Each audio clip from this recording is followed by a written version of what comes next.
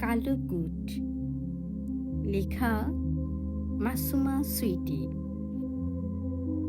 নিদারুণ এক লেলিহান শিখায় দহনে পুরায় অন্তর, যে ক্ষত শুকোবার নয় কভু।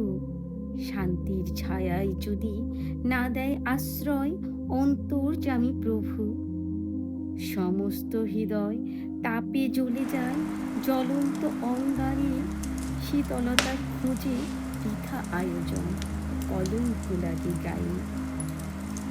তীব্র বিষে ধারালু চাকুর উপর্যুপরি আঘাতে রক্তাক্ত হৃদয়।